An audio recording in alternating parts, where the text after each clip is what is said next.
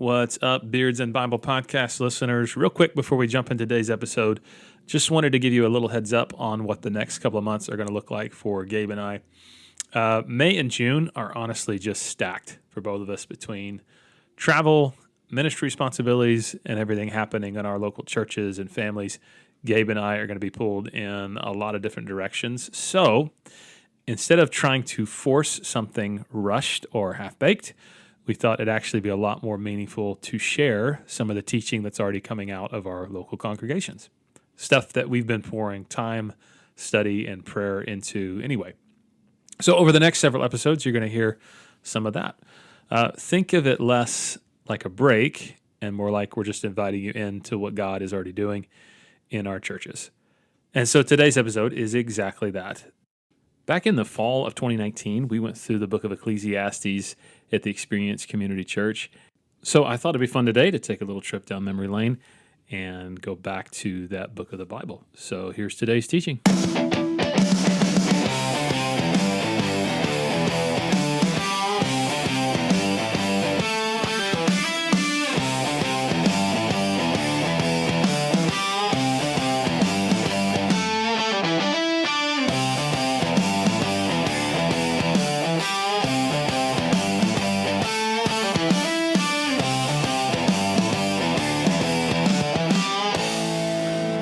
Ecclesiastes 1, starting at verse 1.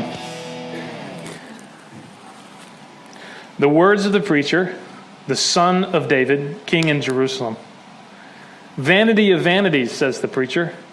Vanity of vanities.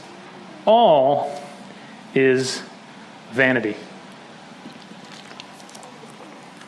So, as we said earlier, this preacher, or the Hebrew word is qoeleth. It's a term that designates someone who assembles a congregation, an ecclesia, or group together and teaches them, instructs them. And so he says he's son of David, king of Jerusalem. He's given us enough identifiers to conclude this is probably Solomon speaking to us. And he comes right out of the gate swinging. He says it's vanity. Everything under the sun, everything that this world has to offer, if this is all that there is, it's absolutely meaningless. He says it's vanity of vanities, all is vanity. Now, taken literally, that word is havel in the Hebrew. Havel refers to a breath or a vapor. It's actually used more than 30 times in this book, and it carries this connotation that life and all of its pleasures are fleeting. So it's like when you breathe on a cold day. You breathe on a cold day, you see your breath for just a moment, and then it just goes away. That's what he's saying life is like. He says life is meaningless, it's pointless, it's worthless, it's frustrating because it's frail and it's fleeting. It's vanity, it's meaningless. See, pleasure and satisfaction are frail in the sense that right when we think everything in our life is just as it should be to bring us contentment, something changes and it throws everything off, right? We could have everything going well for us, and just that one little thing that happens in our finances, everything changes and everything gets thrown off, and we go, man, I had it for just a second. It's also fleeting, that it never really lasts, and the things that once made us happy don't make us happy anymore, and they're never quite enough. Some of you, the phone that you carry around in your pocket, you think that thing's a brick. I hate that thing. It's a piece of junk, right? Well, there was once a point in time when you thought that phone was the coolest phone ever, and you were so happy about that phone, and you took it out, and you're like, man, how cool is that? Well, guess what? It doesn't make you happy anymore. Some of you, the car you're driving, you hate the car you're driving. You think the car you're driving is a piece of junk and you're driving. Well, once upon a time, when you first bought that car, you drove home in it thinking, this was awesome, right? This is going to fix my life, right? This is awesome. Look at my car, better than your car, right? And now you don't like it. Some of you in your marriage, you think your marriage is your biggest problem because it's terrible. And you're going, man, if I could just get out of this marriage, then my life would be fixed. Well, once upon a time, that marriage was the thing that you thought would save you and fix you. Nobody gets married because they think it's a horrible thing to do, right? What he's saying is that's kind of how life is under the sun. It's like a breath on a cold morning. It's frail, it's fleeting, it never quite lasts. And we look for this meaning and this satisfaction and this pleasure in all sorts of places under the sun. But Solomon says it's all meaningless. It won't last. It's frail. It won't deliver on what it promises. That not a single aspect of our existence and not a single thing that could happen to any of us today is free from being frustrated by futility. That means every single day we encounter things that are frustrating, that are annoying, that are boring, that are useless, that are pointless, and just downright absurd that we have to deal with over and over and over and over and over and over again. Case in point, some of you yesterday probably mowed your grass. I hope you mowed it on the highest setting because we haven't got a lot of rain. Guess what? A week from now, you'll probably have to mow it again. Guess what you had to do a week ago? Mow, right? Some of you did laundry yesterday, and it took you all day, or 3 years if you have kids, right? And you're like, I finally got it done. You're excited you got it done. Guess what? You'll probably end up having to do laundry in just a few days, right? Some of us, we see commercials for cars and how if we drive a certain car, that's just going to fix our lives and make us so happy. And we see this car on this back slick road, and there's a model driving the car, and everything looks like it smells so good inside the car, right? And so we get a car that's super nice, and we think, man, this is going to fix my life. But then you get to Nashville around the Harding Place exit on I-24, and you run into traffic, right? Doesn't matter if you're driving a beat-up Pinto or a new Beamer, you're still going to sit in traffic, right? Yeah. It's annoying. It's frustrating. You don't get an exemption out of it just because you're driving a sexy car. That's not how it works. And this is the premise of Solomon's argument. Vanity, vanity, all is vanity. We don't get an exemption out of the unpleasant things in life. There is nothing for us under the sun. Look at the next verse. Verse 3. What does man gain by all the toil at which he toils under the sun? A generation goes and a generation comes, but the earth remains forever. The sun rises and the sun goes down and hastens to the place where it rises. The wind blows to the south and goes around to the north. Around and around goes the wind, and on its circuits the wind returns. All streams run to the sea, but the sea is not full to the place where the streams flow. There they flow again. All things are full of weariness. A man cannot utter it. The eye is not satisfied with seeing, nor the ear filled with hearing. What has been is what will be, and what has been done is what will be done. And there is nothing new under the sun. Is there a thing of which it is said, see, this is new? It has been already in the ages before us. There is no remembrance of former things, nor will there be any remembrance of later things yet to be among those who come after. So Solomon asks us this question: what is there to be gained by all the toil at which we toil under the sun? Essentially what he's asking is this: under the sun is this phrase that designates a life apart from God, this materialist perspective. And he's saying, if this is all there is, if it's all about just life under the sun, what is here and now, why do we wear ourselves out to work like we do? What's the point? What's the point in working as hard as we do? Working all these years, working so hard, and then we get to the end of our lives, everything we've earned, everything we've gotten goes to a landfill. They paint us like a clown, put us in a box, bury us in the ground, and that's it. It's over, right? At this point, you're like, man, I came to church to be encouraged. Wow, thank you for that, right? That's what he's saying. He compares and contrasts humanity to nature to make this very unsettling point. He says a generation comes and a generation goes, but the earth remains. You ever thought about this? 200 years ago, there was a generation living on this same patch of ground that we're living on, and they came and they went. They had families, they had kids, they had businesses, they had farms, they built houses and churches, and they lived and died. And a generation came after them, and they lived and died. And a generation came after them and lived and died. And this is what Solomon's saying. They come, they go, they come, they go, they come, they go. We're going to come, we're going to go. And he's saying, if you look at nature, it's the same way. Day after day, the sun rises, the sun sets. The sun rises, the sun sets. Over and over and over and over again with this same weary monotony. He said the wind goes around and around in circles. The wind blows from the north and blows from the south and blows from the east, blows from the west. We don't know why it changes the way it changes. We don't know why it's blowing harder today than it did the other day. There's no rhyme. There's no reason to it. The water flows forever into the sea. The sea, it just keeps taking the water, right? He says everything is the same as it always has been, and it's the same old boring cycle year after year, generation after generation, century after century. And he says our lives are just like that.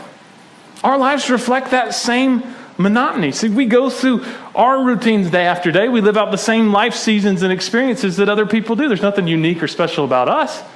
I don't know everybody in this room, but I guess I can probably guess what all of our days look like, at least to a certain extent. Tomorrow morning, any time between 4:30 or 7:30, some of us get up earlier than that, some of us sleep in later, but your alarm will go off on your phone or on your watch or wherever it goes off, and you'll get out of bed, and you'll go hop in the shower, you'll go get your work clothes on, you'll get some breakfast and coffee, you'll get in your car, you'll drive to your place of work, or somebody will drive you to your place of work, and you'll get into your workstation or your office or your classroom or your shop or wherever it is you work, and you'll start work, and you'll work until lunch, take a little break for lunch, maybe hang out with friends, pull out your phone, check your fantasy football scores, right? And get right back at it after lunch, and then you'll work to around 5 or 6, and then get back in your car and sit in the same traffic that it seems like you came in on, and then you'll go home and you'll greet your spouse and your kids, spend some time with them, eat something, sit in front of the TV, fall asleep as you're watching TV, and then you'll go to bed. And guess what you're doing the next day? The same thing. And the day after that, the same thing. And the day after that, the same thing, over and over and over and over again. And guess how many years you got to do that? A long time, right? Too many, as somebody said, right?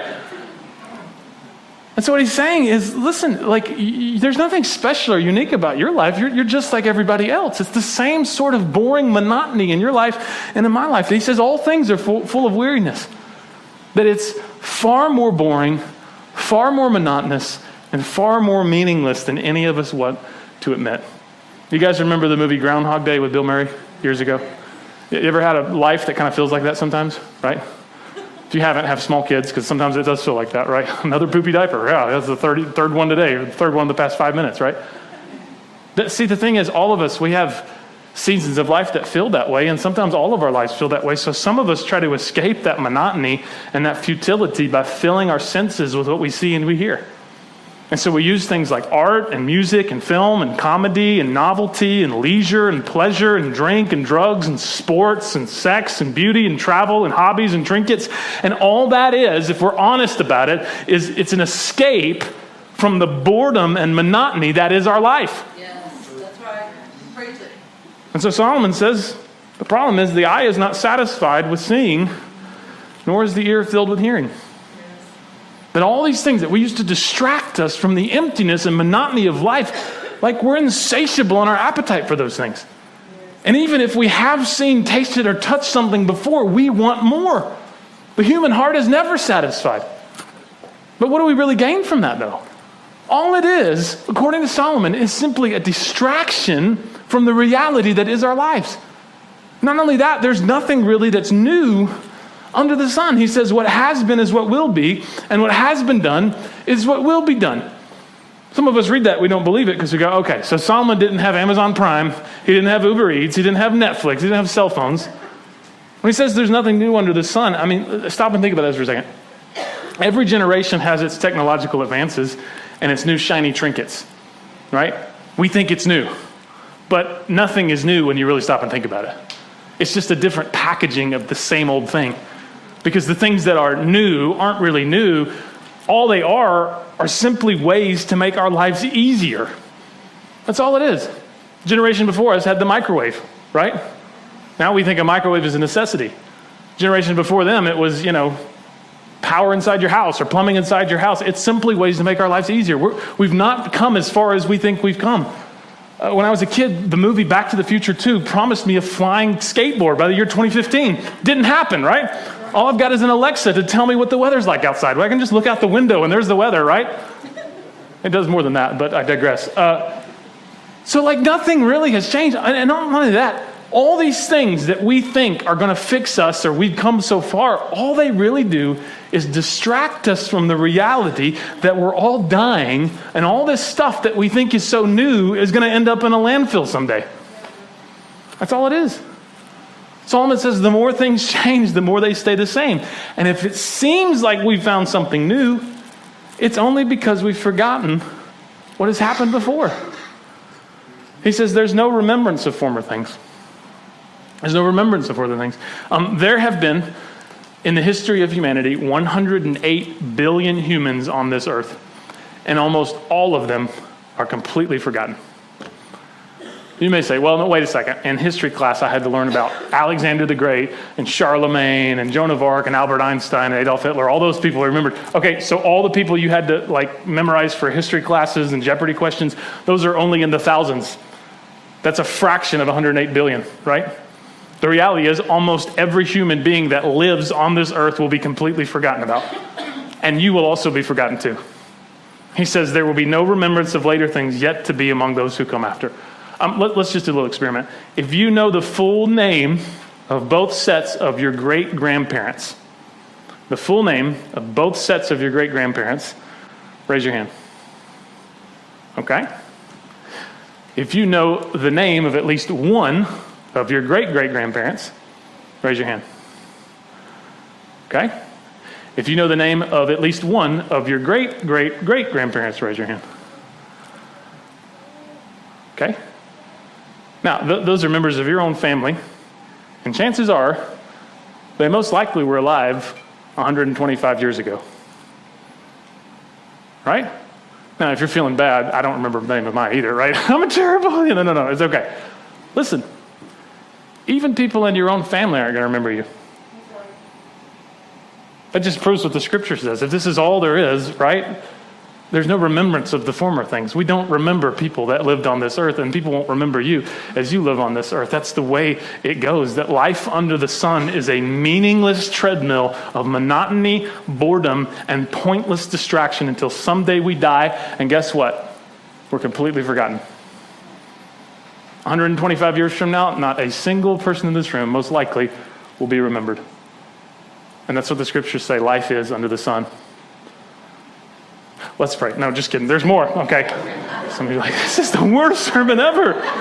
Debbie Downer. What'd you learn in church today? It's all pointless. Why even mow the grass? All right. Some of you husbands are going to love it. Honey, mow the grass. Why? Okay, here we go. Verse 12. I, the preacher, have been king over Israel and Jerusalem, and I applied my heart to seek and search out by wisdom all that is done under heaven. It is an unhappy business that God has given to the children of man to be busy with. I have seen everything that is done under the sun, and behold, all is vanity and a striving after wind. What is crooked cannot be made straight, and what is lacking cannot be counted. I said in my heart, I have acquired great wisdom, surpassing all who are over Jerusalem before me, and my heart has had great experience of wisdom and knowledge. Then I applied my heart to know wisdom and to know madness and folly. I perceive that this also is but a striving after wind. For in much wisdom is much vexation, and he who increases knowledge increases sorrow. So Solomon moves on from what is observed in nature to what we can learn from his life experience. He gives us a personal testimony. He says, I've tried everything and nothing satisfies. He says, I've applied my heart to seek out and search by wisdom all that is done under heaven. In other words, he says, I have personally investigated every human endeavor to find meaning under the sun. Now, if anybody else made that claim, we'd probably have reason to doubt them. But when we study the biblical accounts, we can say, yeah, he probably did, because the Bible tells us that Solomon was greater in riches and wisdom than all the other kings of the earth. He had more wealth. He had more power than any other king that had ever lived up until that point in time. Solomon had 700 wives and 300 concubines.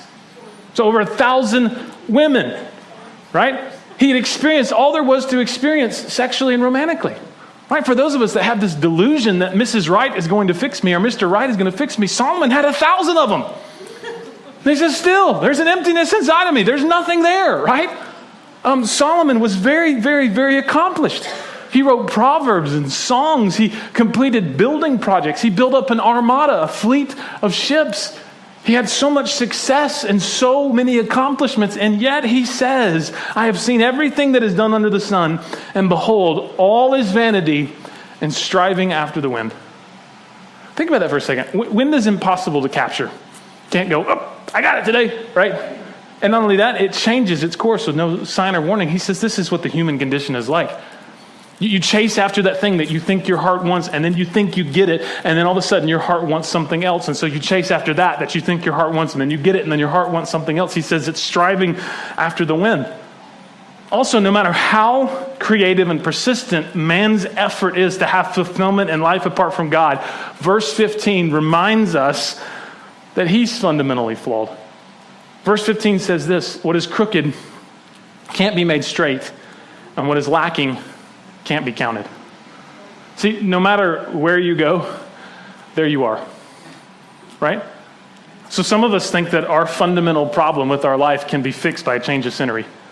If I just get a new job, if I should just change address, if I just move into a new house, if I just get a little bit of lifestyle change, then I will be fixed. And the reality is wherever you go, there you are. Yes, right. What is crooked can't be made straight. What is lacking can't be counted. That emptiness inside of you will not go away because of a change of scenery. Money won't fix it. Pleasure won't fix it. Success won't fix it. Trinkets won't fix it. What is crooked cannot be made straight. What is lacking cannot be counted. See, Solomon had asked God for wisdom, and he'd received it bountifully, but he still couldn't solve the riddle of how to find meaning in life apart from God. He tells us something interesting in verse 17. He says, I tried wisdom. I applied my heart to try wisdom, but I also applied my heart to know madness and folly. So we get this picture of Solomon trying wisdom, right?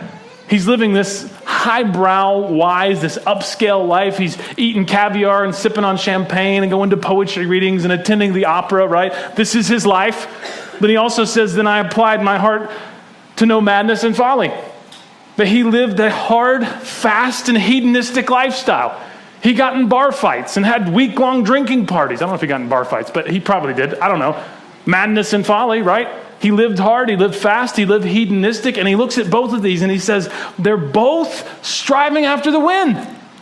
There's nothing there in either one of those lifestyles that can satisfy us. See, I think that's significant because the human condition is we all think the grass is greener on the other side. That's right. And I was a young man, and I wasn't married, and I was working a job. I worked with some guys that were married, and I used to hear them say things like, man, I'd give anything to be where you're at right now. I mean, you're single, you're young, you're footloose and fancy free. You can do anything you want. You can go in, I got to go home to these kids and this wife, and oh man, it's awful. And while they were telling me that, in my mind, I was thinking, man, I'd give anything to have what you have. You have stability, you have a wife, you have children. Isn't it funny that how we always think the grass is greener on the other side? Yes. Those of us that don't have money, we look at those who do have money and we say, oh, my life would be perfect if I had what you had. But those people that have money look at people with a simpler lifestyle and say, man, if I didn't have all this responsibility and all this scrutiny, my life would be so much simpler. See, neither one of those lifestyles give us what we need to be happy. We look at the U.S. royalty, that is celebrity, and we think those people are the ones that are truly happy. But have you ever sat up and paid attention to the kind of things they say about their own lives? Look just at a couple of quotes. This is actor Jim Carrey. He said this, and I thought this was so significant. He says, I think everybody should get rich and famous and do everything they ever dreamed of so they can see that it's not the answer. $150 million net worth. He's been very open about his struggles with depression, even suicidal thoughts. Time magazine called Robin Williams the funniest man alive in the year 1997. How did that end for him?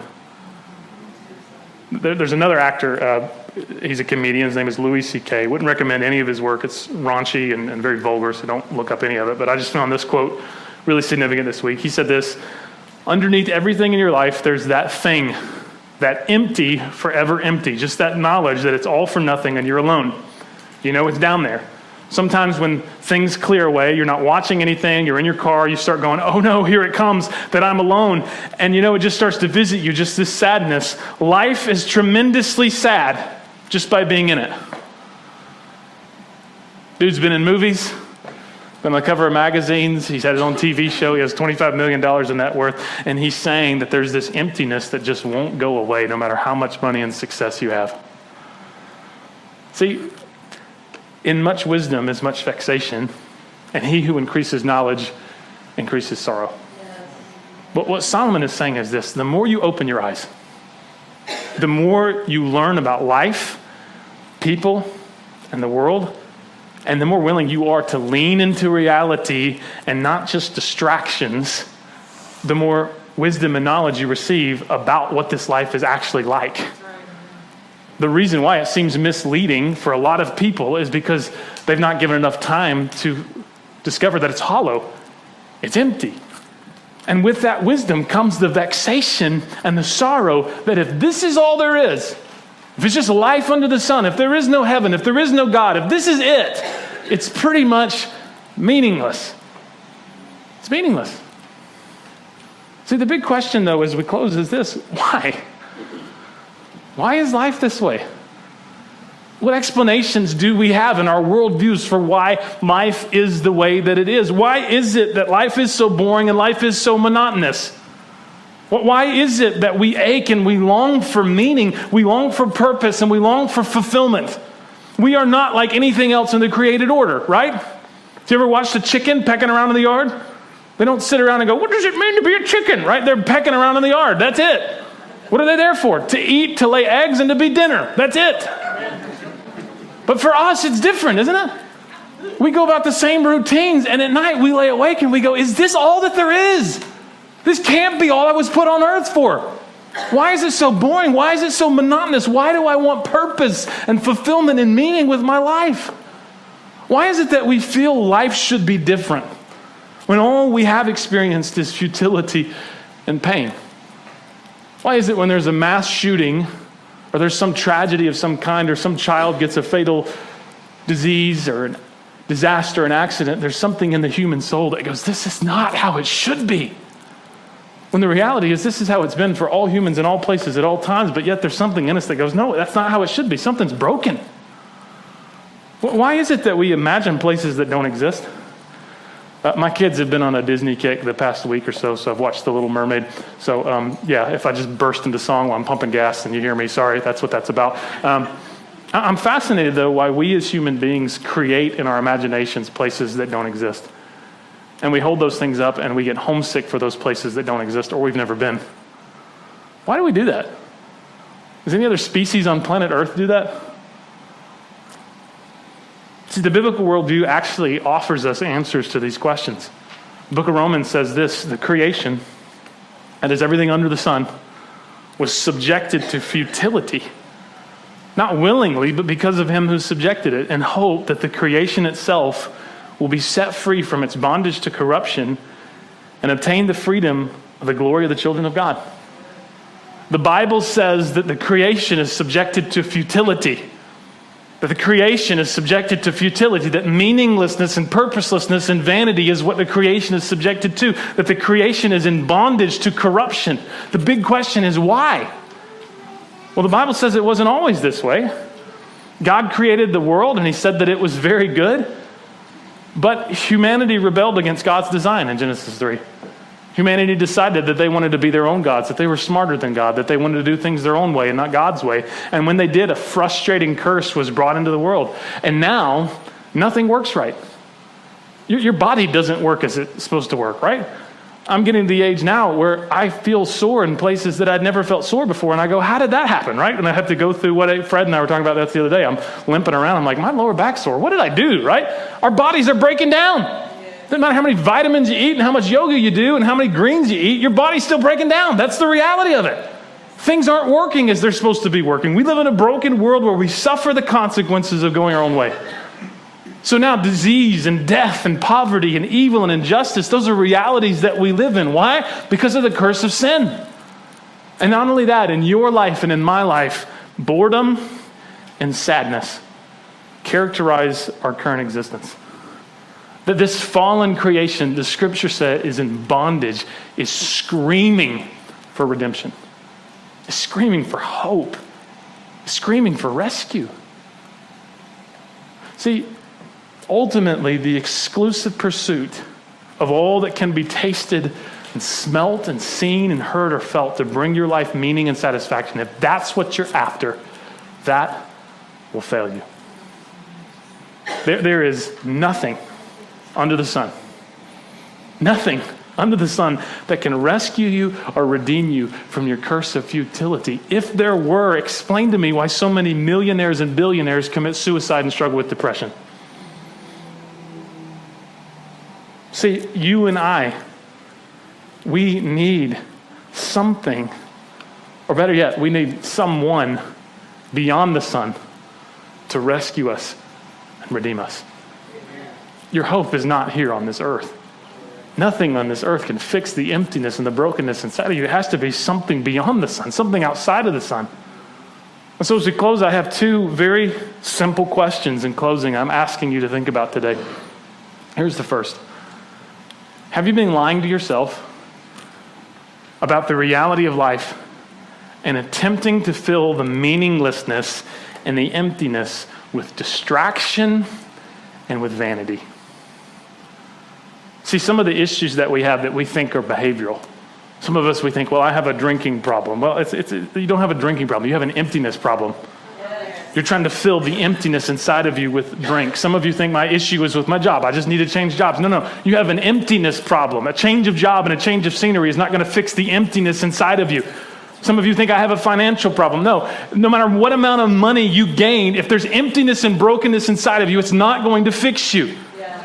No relationship, no husband, no wife, no check, no house, no car. It's not going to fix the brokenness in you. And some of us, we distract ourselves over and over and over and over again. We fill our lives with media and with sports and entertainment. And it's all a giant distraction from the reality that none of it matters at all. Some of us that we say we're born-again, Spirit-filled Christians, we fill our lives with so much meaninglessness. And then we wonder why when a tragedy happens, we don't run to Christ first.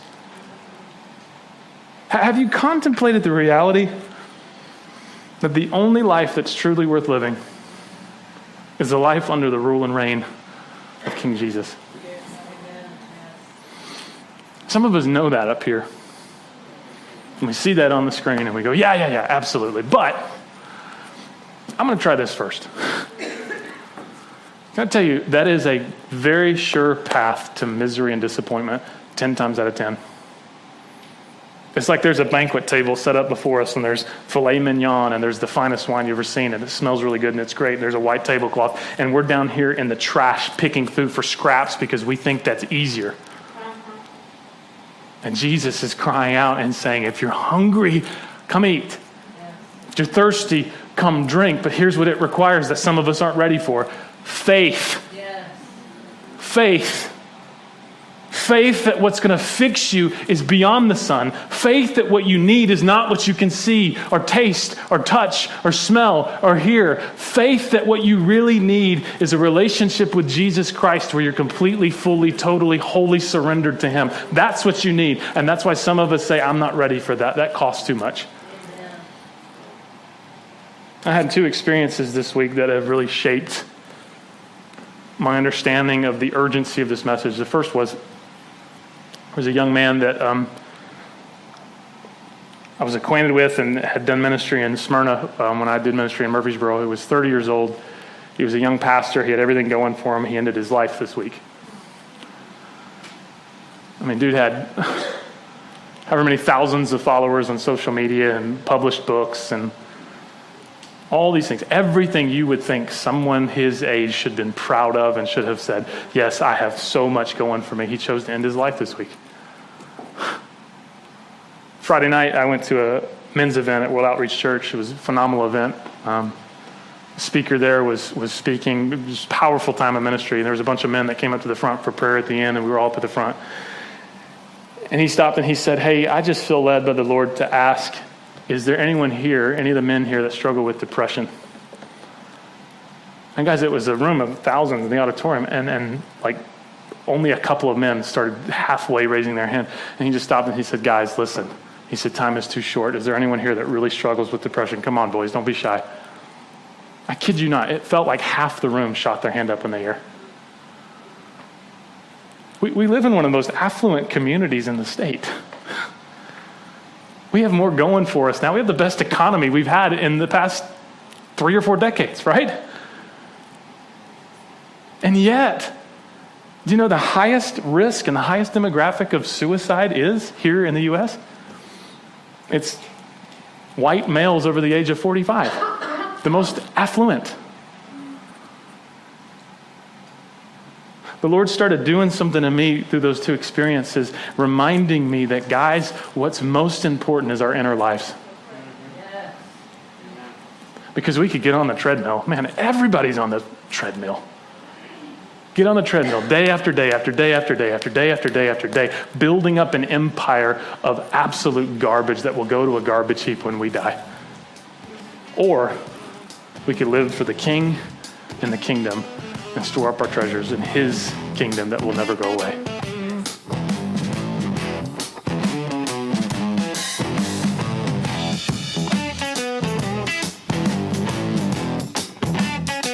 All right, everybody. Thanks for listening. That's our show. If you like what you've heard, be sure to subscribe, share, and as always, send us a question if you've got one to the email beardsandbiblepodcast@gmail.com. Thanks again for listening. We'll see you next time.